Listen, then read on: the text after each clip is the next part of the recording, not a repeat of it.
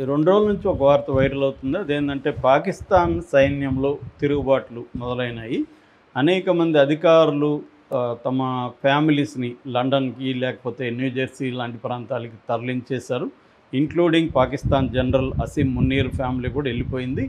అట్లాగే పాకిస్తాన్‌కి సంబంధించిన ఆర్మీకి సంబంధించిన ఆఫీసర్లు దాదాపు 300 మంది పైన పై స్థాయి ఆఫీసర్లు రిజైన్ చేశారు.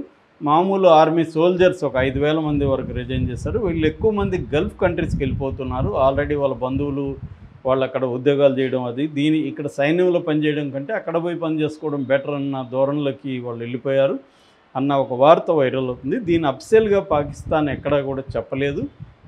ఎందుకంటే ముందు నుంచి కూడా పాకిస్తాన్లో సివిల్ అడ్మినిస్ట్రేషన్ అనేది పేరుకి మాత్రమే ఉంటుంది. ప్రధానమంత్రి మిగతా వాళ్ళు పేరుకి మాత్రమే ఎలక్షన్లు జరుగుతాయి, కానీ అక్కడ రియల్గా గవర్నెన్స్ ఎవరి చేతిలో ఉంటుందంటే మిలిటరీ చేతిలోనే ఉంటుంది. ఎప్పుడు మన పాకిస్తాన్ ఏర్పడినప్పటి నుంచి కూడా ఇప్పటి వరకు కూడా రియల్గా పరిపాలించేది పాకిస్తాన్ మిలిటరీ ఆర్మీ తప్ప వీళ్ళు కాదు, సివిల్ గవర్నమెంట్ కాదు. వీళ్ళు ఒక రకంగా డమ్మీలు అనమాట.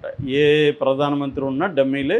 మిలిటరీకి అనుగుణంగా ఉంటేనే వీళ్ళు ఉంటారు, లేకపోతే వీళ్ళని జైళ్ళల్లో పెట్టేస్తారు ఏదో కారణం చెప్పి. అట్లాగే ఇమ్రాన్ ఖాన్ కూడా బిగినింగ్లో మిలిటరీకి అనుకూలంగా ఉన్నాడు.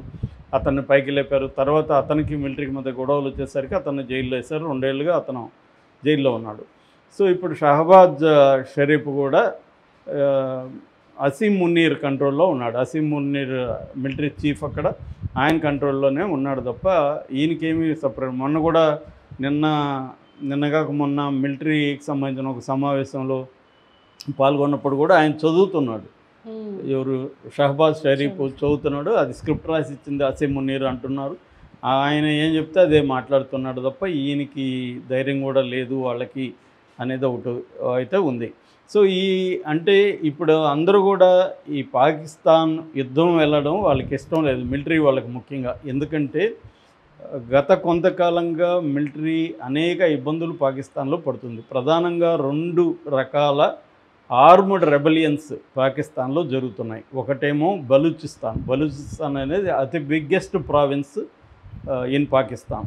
ఆ బలూచి లిబరేషన్ ఆర్మీ అనే ఒక సంస్థ అక్కడ చాలా పెద్ద స్థాయిలో తిరుగుబాటు చేసి మొన్న last 2 months back Jaffar express అనే ఒక దాన్ని కిడ్నాప్ చేసి దాదాపు 200 మంది పైన అక్కడ చంపింది. ఇప్పటికీ లాస్ట్ ఇయర్ ఈ 3 నెలలు కలుపుకుంటే ఈ 4 నెలలు దాదాపు 500 మంది సైనికుల్ని వాళ్ళు చంపేశారు. ఒకటి బెలూచిస్తాన్ లిబరేషన్ ఆర్మీ, ఒకటి BLA అంటారు, రెండోది TTP అంటారు, తెహ్రిక్ ఈ తాలిబాన్ పాకిస్తాన్ అనే ఇంకొక సంస్థ. ఇది ఎక్కడ పనిచేస్తుందంటే ఖైబర్ పఖ్తూన్ఖ్వా అనే ఒక ఏరియా ప్రావిన్స్ ఉంది, అక్కడ వీళ్ళు పనిచేస్తారు. ఈ రెండిటికి ముఖ్యంగా బలూచి లిబరేషన్ ఆర్మీకి ఇండియా సహాయం ఎప్పటి నుంచో చేస్తుందనేది పాకిస్తాన్ విమర్శిస్తుంది. అంటే పాకిస్తాన్లో టెర్రరిజం అనేది ఇండియాలో టెర్రరిజం కంటే ఎక్కువ ఉంది యాక్చువల్గా. లాస్ట్ ఇయర్ పాకిస్తాన్ మీద 1100 దాడులు జరిగాయి, టెర్రరిస్ట్ అటాక్స్. మన దేశంలో నిజానికి పెద్ద అటాక్స్ లేవు, టెర్రరిస్ట్ అటాక్స్ ఈ మధ్యకాలంలో. కానీ పాకిస్తాన్లో 1100 జరిగాయంటే మనం అర్థం చేసుకోవచ్చు అది ఎంత టెర్రర్కి గురవుతుందో.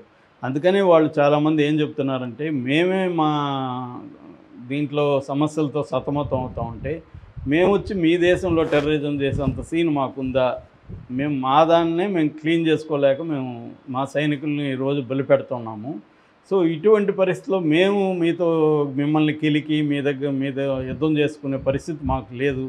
అసలు ఏంటంటే ఫైనాన్షియల్గా అతి దారుణంగా ఉంది పాకిస్తాన్ పరిస్థితి. వాళ్ళు అతి దారుణమైన 20 నుంచి 35% ఇన్ఫ్లేషన్ ఉంది.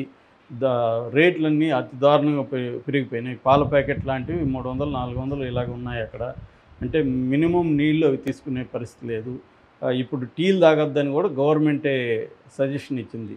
ఎందుకంటే టీ పొడి ఇంపోర్ట్ చేసుకోవాలి ప్రతిదీ. ఇప్పుడు ఫర్ ఎగ్జాంపుల్ మందులు 40% నుంచి 50% ముడి మందులు, అంటే వాళ్ళు మందులు తయారు చేయాలంటే ఇవి ముడి ఉండాలి, అవి ఇండియా నుంచి వెళ్తాయి.